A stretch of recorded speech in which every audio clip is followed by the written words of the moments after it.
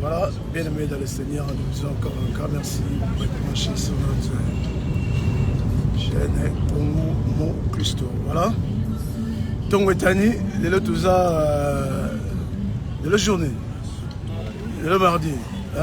Tongo Etani, mardi, na Boma. Là, on se dirige vers Camp Biboya. Camp Biboba. Alors, on se dirige vers Camp Biboba. Pour la visite, il y a homme de VR, il y a papa, coco, juste matin, en fait, il fallait qu'on visite aussi ma coco. Et on le grand chauffeur, il y a un chauffeur, il y a la Cambi Boba, le chauffeur, il était ok, la Cambi Boba. Alors, si vous avez un peu pour rendre visite à homme de VR, il y a Biboba. Moi, l'osso, moi, Soukali, moi, Masanga Soukali, il y a fête. Voilà, nous sommes là juste pour notre volume 16. Il y a cagnotte d'Abisso à 100 $. Alors, que Dieu vous bénisse. Nassima, tu as grand prêtre, grand prêtre Lito, il est toujours en avant. Oh, tu as un grand chauffeur, Dombele, Nassima, tu as un papa David. On a bangoné tout ça l'opération, la mission de Tongo Lelo. Naka Biboya, Biboba, Naka Biboba. Donc, tout ça c'est dirigé vers Kabiboba, Nekata Lubara. Je suis par média, c'est notre profession. Toujours qu'il y ait des courants de visite. Na Cambi Boba, na homme de verre Cambi Boba. Alors, tout ça, le volume 16, net toujours kende na Cambi Boba. Je vais faire le bissoyer, tout ça, na yawa. Alors, on peut ça combo. Je fais comment on Gladys. Ouais, Gladys, Gladys, tu viens à Boma? Ok, c'est bon. Donc, Gladys, n'est pas même bissoyer, lélo. Na yende toujours kende. Naka Biboba. Pardon? Ouais. Merci à Ndeko bienvenue là, Bissot Zokende, Kosala. Visite na homme de VR, Naka Biboba. Voilà. À ton côté, presque na 4 cités, Naka Biboba.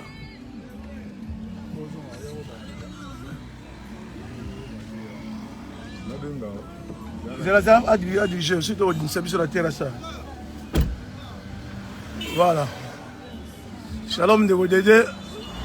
Nous on se dirige vers Kabiboba. Nous sommes toujours dans Boma. Nous sommes en visite à homme de verre Bokawa.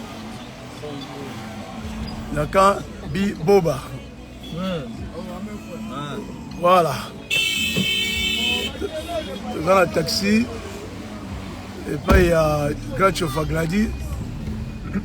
Là il y a toujours Kende. Au sein de l'opération Abisso, il y a Lelo. Alors, le camp Biboba.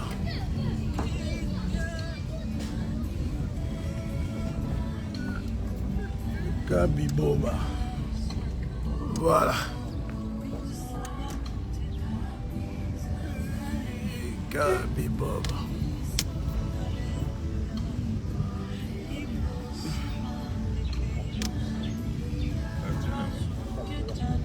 Tu commis?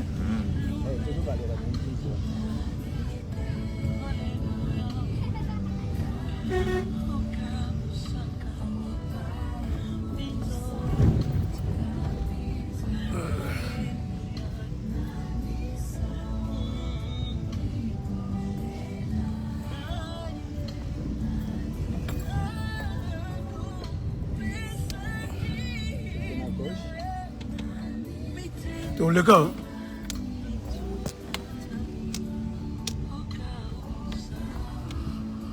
Voilà, tous à Camp Biboba, tu es juste tout visiter homme de verre, moi dans la Kachawa.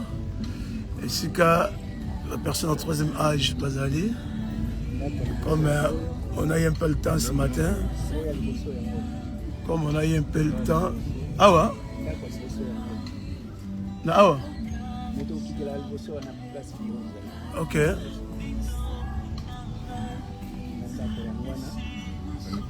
Ah, la likolo kuna?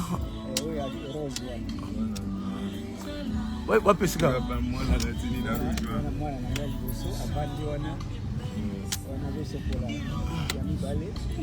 Wapi nini ya homme de verre hapo? Bakonje ba kuna kati. Ah, tokita, siko tokita. Ouais. Poto tika biloko papa on bazali. Ok. Voilà. Bien aimé dans le Seigneur, Toye, juste na Kambi Boba. Pour na ko ne mo ga bina la masque. Don't worry. God is a protector. Voilà, Toye na Kambi Boba awa. Sika toko ça l'action na biso na homme de VR et tout ça. Évitez on ninga na.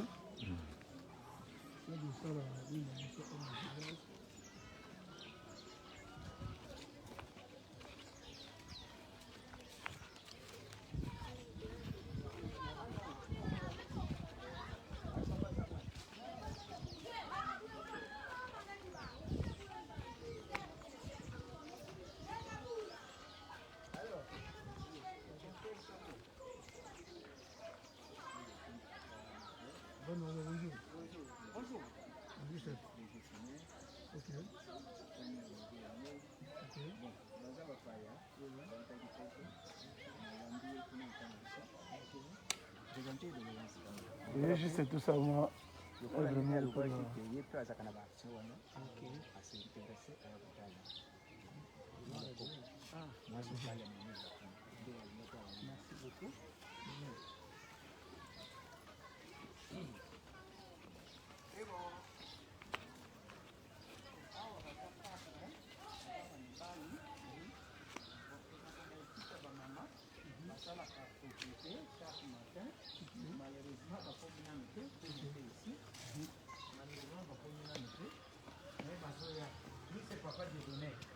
Bonjour.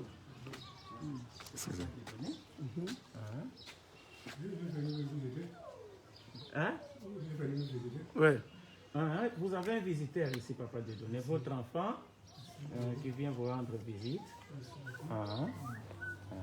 Et Ok. Lui, c'est papa.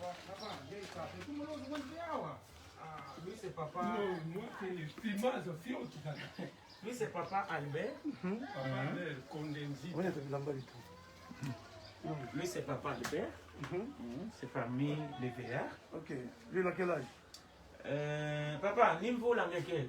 Je suis né en 1857. 1957. 1957.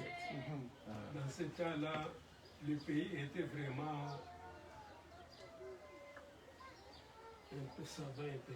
Ok, c'est bon. Nous sommes venus vous voir. Oui, On a apporté un peu de sucre, un peu de boisson. Oui. Donc on va voir encore de l'autre côté là-bas. On revient, ok?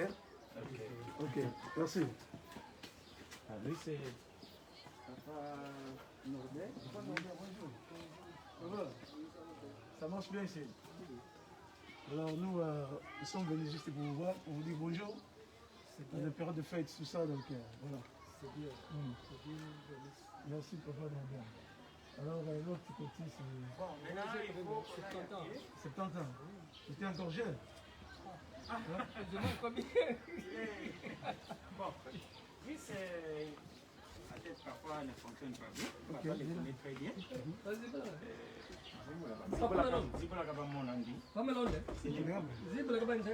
C'est le doyen. Donc lui, c'est vraiment le doyen de tous les VA.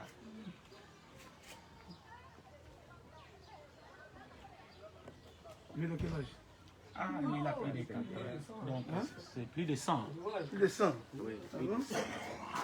Donc, il a sa chambre de l'autre côté là, mais il ne dort pas là-bas. Il préfère, lui. Il a plus de 100 ans. Il a Il a plus de 3 matelas de l'autre côté. Mais quand vous le mettez là-bas, c'est compliqué. Ok, lui, le nom c'est... Malonda Diba. Ok, papa Malonda, bonjour. Bonjour papa. Ça Comment va, ça hein? va? Très bien, merci. Nous sommes venus vous voir. Bon qui aille, hein? Pardon? Bon qui Oui, bonjour, oui. Yaani sasa Kikongo vile Ah, mon tu peux Kikongo. Bon qui le fait. Ah. Bon qui le fait. Vite, ok. Ok, on revient, ok? Oui, oui. On est dans la concession, mais ici on fait du pied.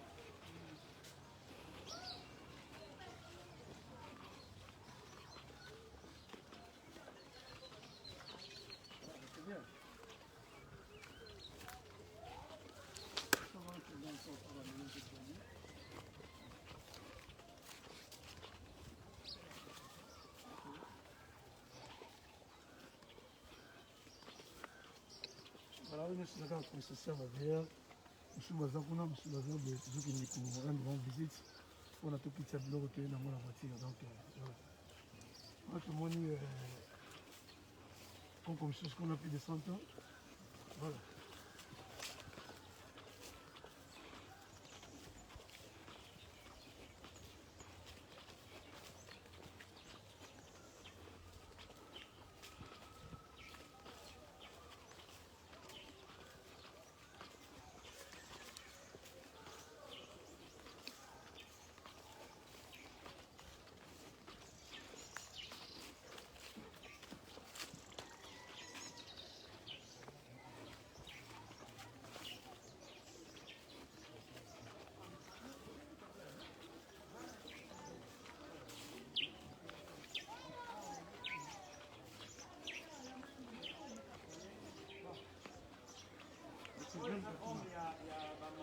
Ok, bonjour maman.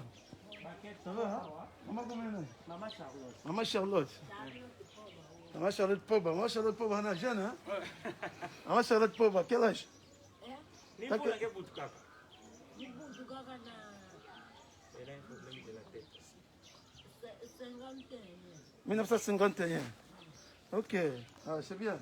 On est venu juste pour vous rendre visite. Bah, mais quoi ça la beno, hein? À la période de fête. Hein? Na batanga il y a fête, hein? Et c'est bien au mot, hein? C'est bien.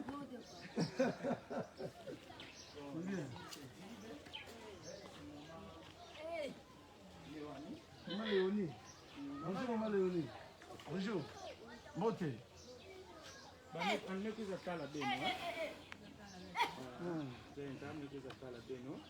Anana tina beno sukadi, ima ya kubia.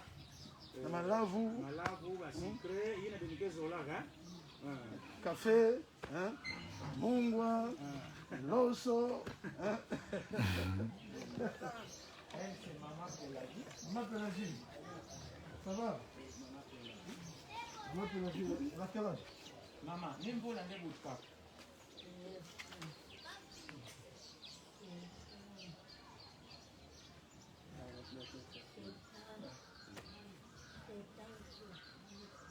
Ok, c'est pas trop.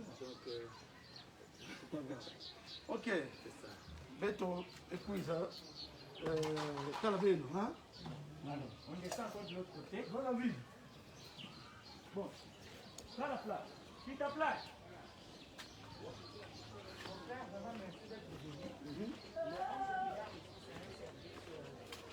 De l'État,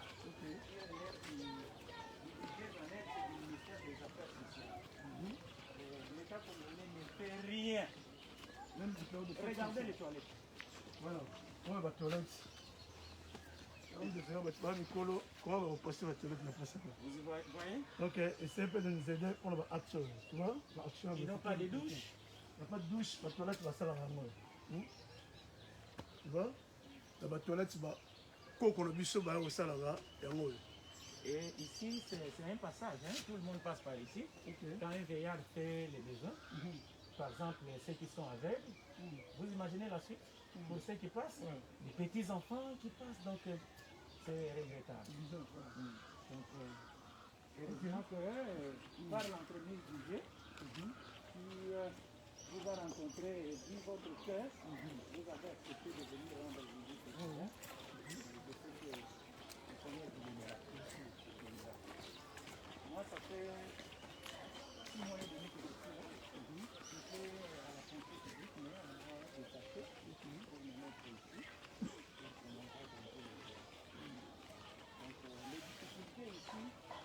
faut les aligner, ils sont tellement nombreux. Mais les 7 dieux, Nous, on fait les nécessaires. Voilà, le fait que nous avons, on les fait les nécessaires. Le gars pour les contacts, voilà, il faut aller.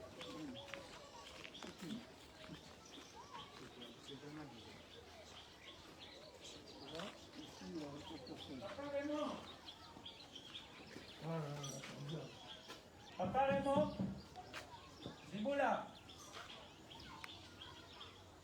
il y a la mouka tête fait. En même temps, c'est qui? Un partenaire comme vous. C'est lui qui a réhabilité. Il y a les bains. C'est ce qui est devenu au sala. Il est devenu, il a mis. Apparemment, Voilà, bien aimé, je pense que this is what we need you to bring your help. We are looking for help. We're seeking for help for those who have the big hearts to help all these people, the elderly people. The government, they're supposed to be helping all this. You can see the type of toilets they have here. So we met this man, the one who's one in charge in this place. That's why we're trying to bring help. It's only with $100, but we bought some stuff, rice, sugar, milk, and some drink. We just come to visit all these elderly people here. But if you want to help this project, feel free to contact us so that we can try to bring more help again in the future time. So we don't know why the business we come over here is delaying us to stay here, but God knows himself why we're delaying the time here. So this is the type of action we need you to bring your money in order to help these people. So if you send us your money, make sure your money will reach your targets. So this is a ram, this is a heart which is really touched in order to help all these elderly people. You and I, we're going to be like this one day as well. So we have to keep in touch. You see what we just bought here. It's only small, but it's only small can help. Okay. Lui, c'est Papa. Papa Raymond. Papa Raymond, bonjour. Papa Raymond, je vais vous attendre la benoît. Amina tina beno kima ya kudia. Mais sikre loso naba malavu na taya ya fete samu beno baka moya ya kufetele. Ale ya wamekuiza pese la beno mbote pe ani mwana beno. Nini geme tu basano na lusalusi ya. Geme mwana kesa eh? Ok, geme mwana kesa. Let me mwana kesa so like you mwana kesa. C'est Papa Raymond. Papa Raymond. Papa Raymond mbula boni. 66. Hein? Il a plus de 86. Plus de 86. 80 ans. Il a un problème d'hernie très avancé. Donc, c'est compliqué. Ok, Papa Raymond, beto kama tutala beno. Moi sukali, moi loso, savon, moi café, moi tea, hein? Ok, c'est bon, hein? Oui, c'est bon. Ok. Bamsous Bazabo, deux Bazakoto. Akuna attaque. Deux. Ah, ok. Ils sont 10. Ok.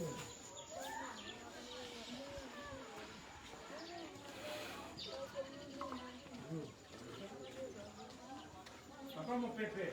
Papa mon pépé, bonjour. Voilà mon qui? Ça va? Oui, lui, il a un problème de maladie. Ok. Vous voyez même la sonde.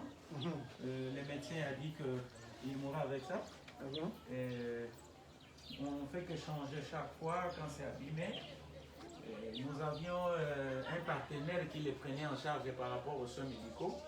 C'est le diocèse de Boma, à travers son excellence Monseigneur Levesque. Malheureusement, ça fait 1 mois, le contrat était terminé. Mais je sais que Tempère, il passera. Nous allons encore postuler. S'il peut voir par quelle mesure il peut encore aider le VA, parce que elle est la seule personne auprès de qui nous pouvons tendre la main par rapport aux soins médicaux. Si le contrat existait encore, il serait peut-être à l'hôpital. Malheureusement, le contrat a été résilié. Il y a un problème de prostate. De l'autre côté, il y a Papa Michel. Il doit être derrière. Wapingeke. Papa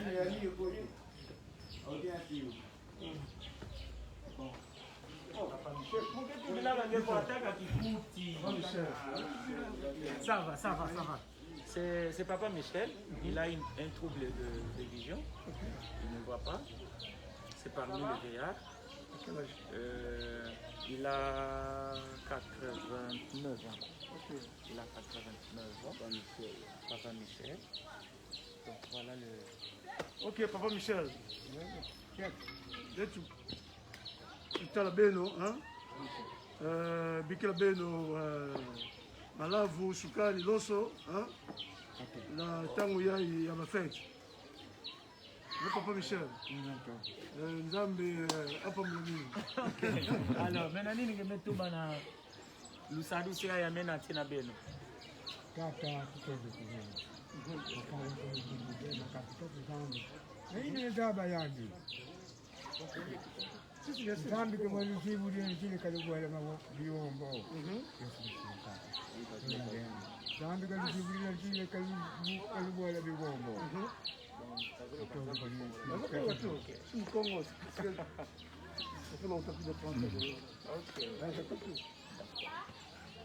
Ok. Ok. Merci, hein? Merci beaucoup. Vous l'aimez Zambi. Merci. Merci, hein?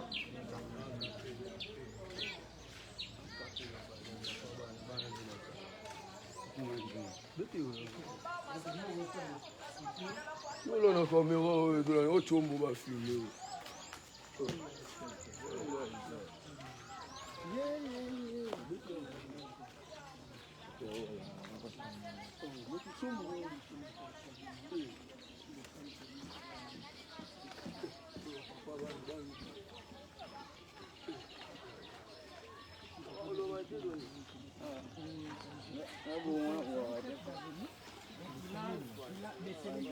Il a la réalité des VA. Donc, ce sont des gens qui travaillent avec nous en collaboration. Le véhicule est là.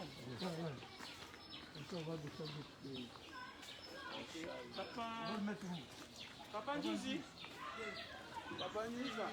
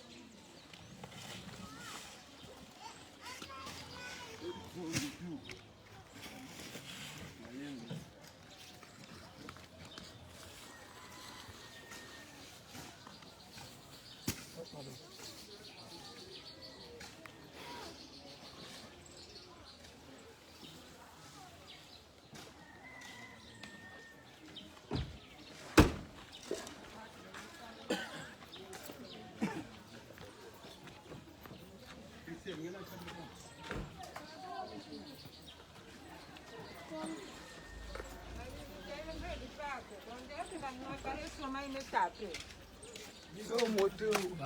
Vile kuna.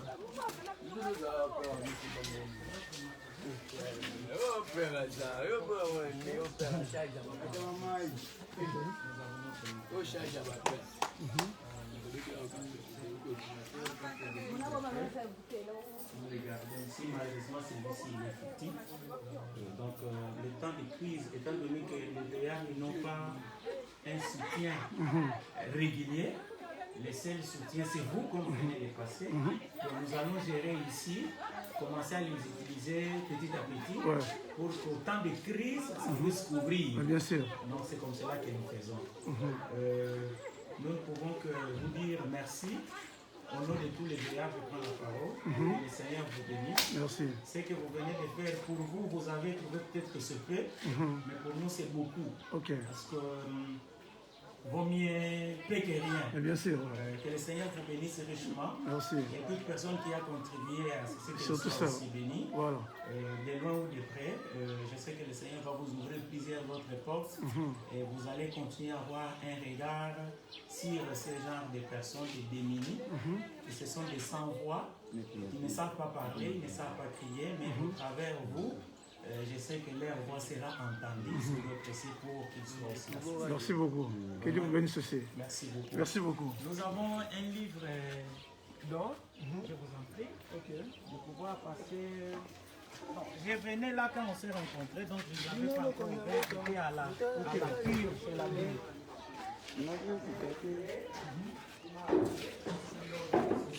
Une visite ici. Donc, nous avons, pour que tout celui qui passe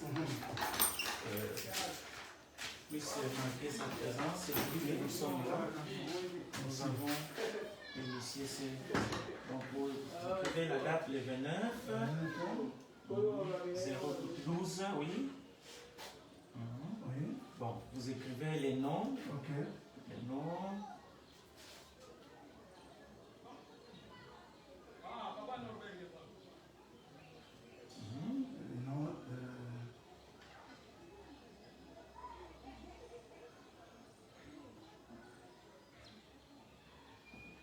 Si dans la mesure du possible, les numéros de contact. Bien sûr.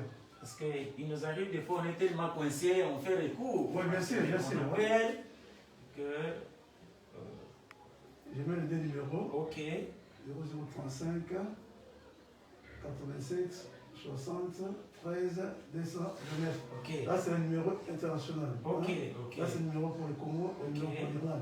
Ok. Bon, puis, visite d'assistance. Visite, ok. Visite d'assistance. Et puis là, ici. Voilà. C'est bon. Merci beaucoup. Ok, il n'y a rien. Donc là, je vais juste les signer le livre d'or pour les aides qu'on vient de porter. Et c'est pour nos partenaires, s'ils peuvent nous aider encore pour la prochaine fois, intervenir encore aussi. Donc voilà, je vous le dis. Ok. Ok.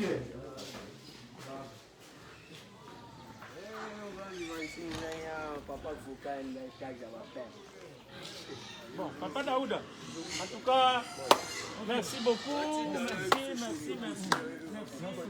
Merci parce que ce n'est que vous qui êtes allés rencontrer les bien-aimés. Et le Seigneur a touché son cœur. Et vous aussi, vous avez une grande part de la bénédiction par rapport à ce que vous venez de faire. Vraiment, sincèrement, merci. Merci beaucoup. Ok, bye.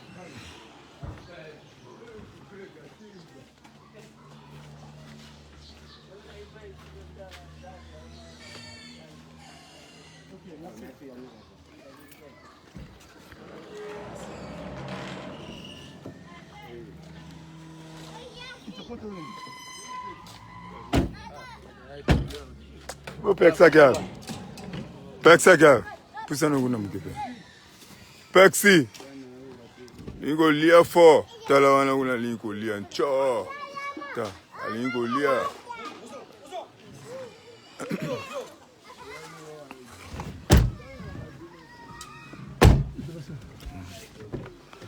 Voilà.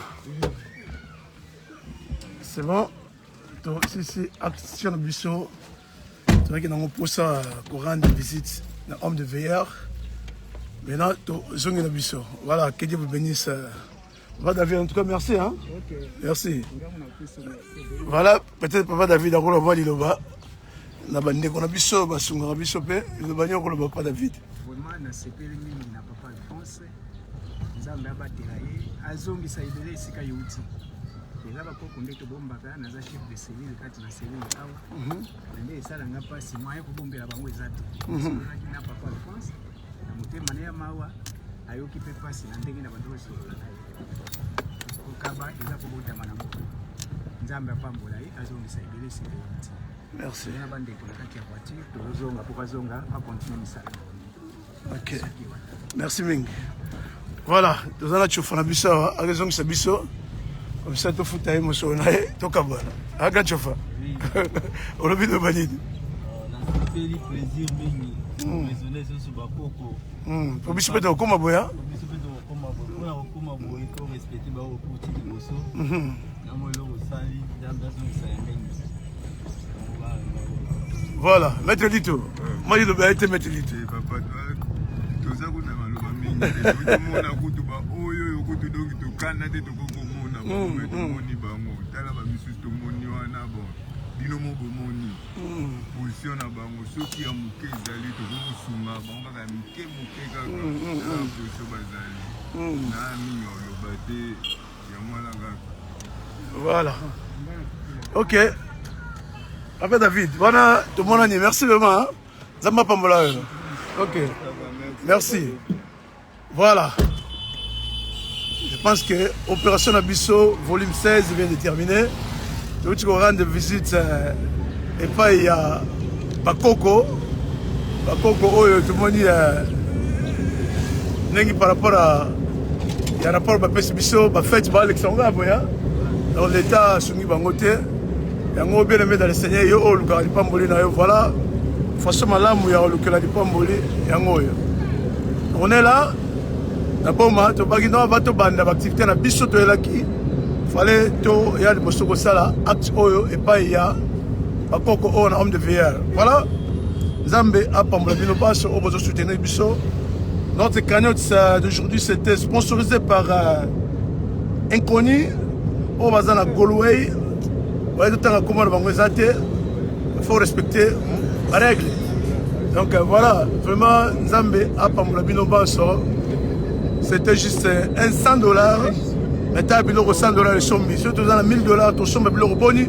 On va en monter 6 mois. Donc voilà ce qui Nzambe a touché Mité Malabino. Pourquoi c'est un bongo? Juste pendant que tu as awa, tu sunga, pandeko, na biso. Tika Nzambe apambola bino banso oyo bozo tia biso na prière Nzambe apambola biso banso bino banso oyo bozo pesa so confiance to bino te mais bozo sunga biso otinda biso mosolo pona to sala action oyo.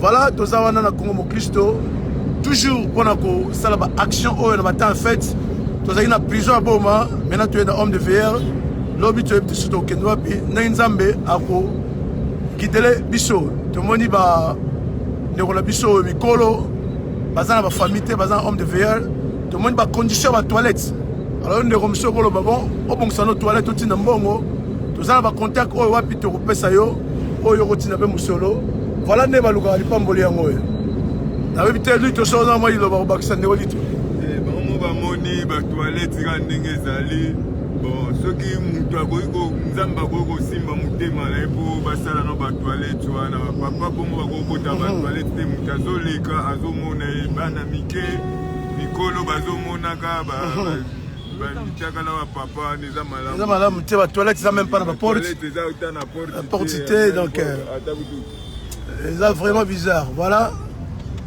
ndeko balinga mikati na kolo wana ezalaki fale to yebisa na bino volume 16 Nabiso, il fallait les gaboyer, la cagnotte Nabiso à $100. Voilà, vraiment, Nzambe a pas mon abino banso. Nabi que Chokomo na l'abino encore Mbalasima. Maintenant, Tozong Nabiso, la ville, tu continues la démarche Nabiso Touakinango.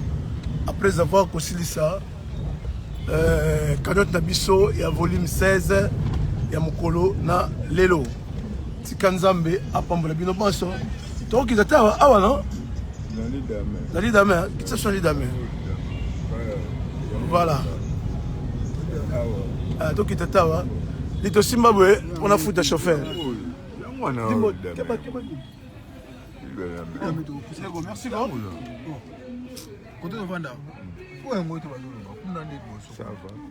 Merci.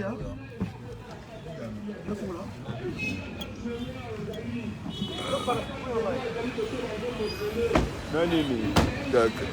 Ici là au tourner. Hein? C'est moi. Que bon tu es au Canada. Nene. Massa merci.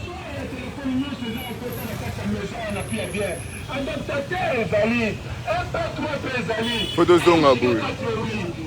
Oui.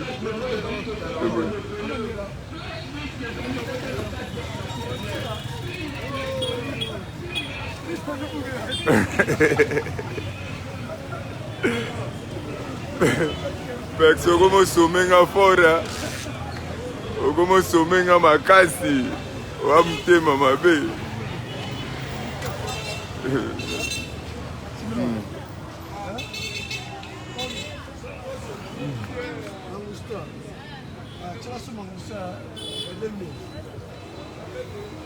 Voilà, que les moments jusqu'à présent, on va recevoir volume 16.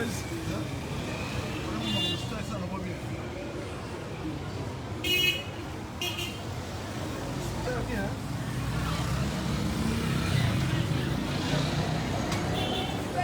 Voilà.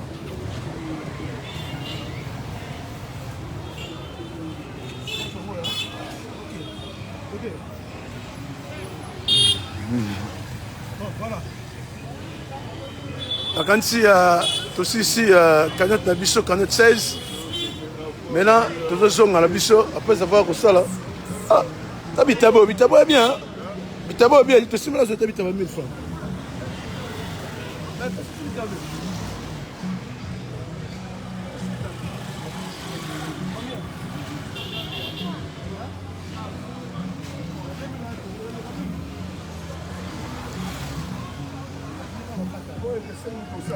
When you sing me.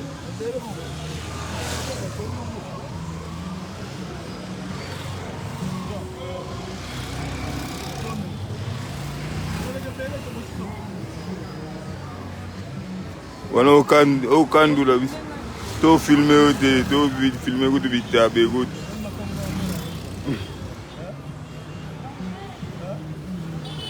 Makamu na Kishasa. Makamu na Kishasa.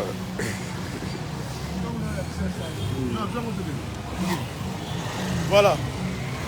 Après avoir reçu la cagnotte biso 16, la mettre litre yo, masolo et sili. La mettre litre. Ouais, solo sili lali.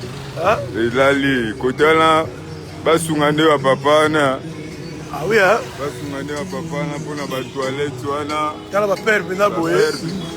Ba toilette c'est ça té, yenge donc. So mutamona ni vraiment ko sunga pour na ba toilette za sengo makasi. Pour na biso nyonso, pour baba papa na biso. Ouais. Pour ça bien de bino mo bomoni kande ba don ba to déclarer. Ma trop. Sous maman mukolo moi en 1973. Donc muto ça la tout bien donc azo comprendre tout makambo. Moi en 57. Donc yangwana ka keloka to sengi to sungande ba mama wana. Voilà, je pense que bien aimé dans le cinéma tout le monde. Volume 16 na biso qui sponsorisé par Inconnu na mboka Golway. Ndeto uti ko sala rendre visite oyo na homme de verre oyo na kanini kamba bibo biboba kambi biboba kuna nde uti ko tika mwa saki ya loso sukali mungwa ba café ba ti hein on dit c'est na kati ya carton wana donc voilà biloko nyonso to tika kuna moni bazaki même pas le logo hein bazaki même pas le logo on dit lelo alors babi que bazala kati ya ministère na gouvernement mtaïda bango mais pour le moment ba je rien hein alors biso de salle de osala vraiment nzamba pambola bandeko bazo soutenir masolo oyo nzamba za la bino toujours minga lobeza te wana za cagnotte na biso 16 sponsorisé par couple Inconnu à Golway. Voilà.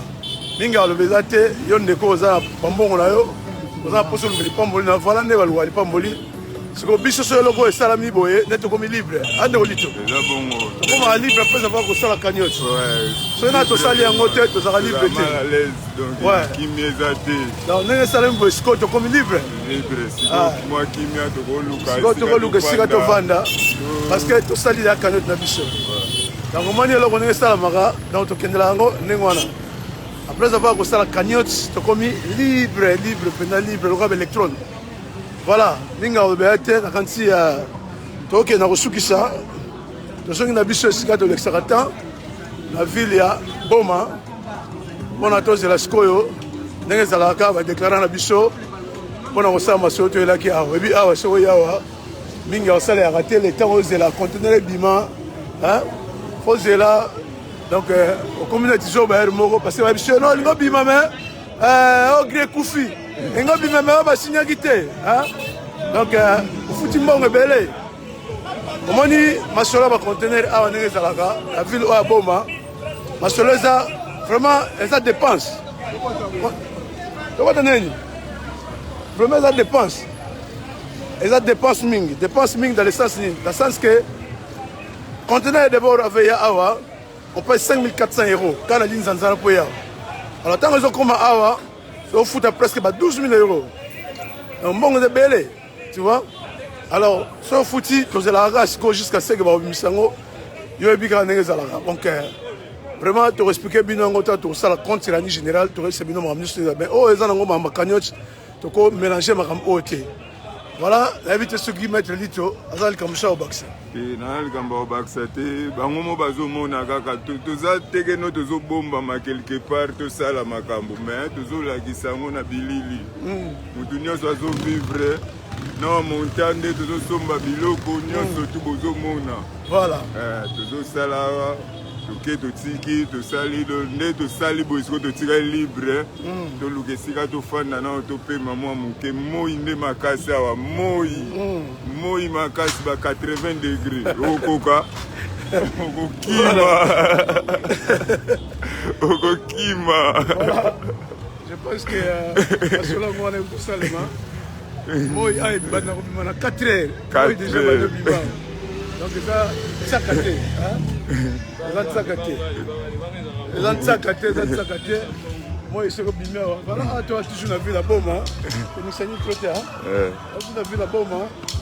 Après, je vais ça la canette à Bissau. Tu veux qu'il y ait. On va passer au Vanda.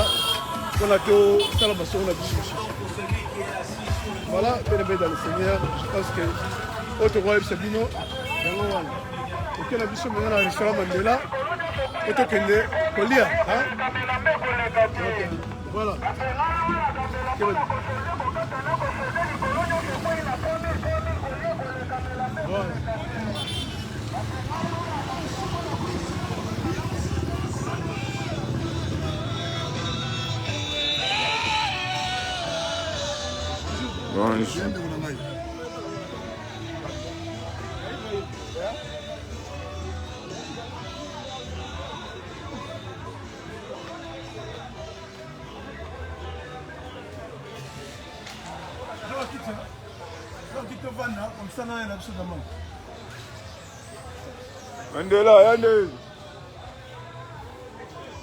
Voilà, je pense que c'est bon.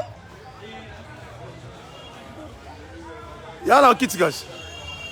Voilà, je pense que c'est ici volume 16. Volume 16 ici. Minga le assisté. Voilà, on a remercié Ndegonios sur le soutien de Bissau. On a axe Nyos seulement. Tout le monde volume 16 de Bissau qui a cagnotte à $100. Ils ont sponsorisé par un couplement voisin à Golo en Irlande. Ils ont tout le temps comme on a monté. Il y a un autre ici dans Ministre Oil. Voilà, que Dieu vous bénisse encore dans tout Minga le Bézate. Vraiment, on a ici moi surtout avec Nango, il y a ça, il y a salami, na mukulu, na lelo. Que Dieu vous bénisse. Tu écoutes la mine dans le volume 17. Volume 17, ils ont la cagnotte à $50 par la sœur Bébé Biringani. Que Dieu vous bénisse. Bye bye.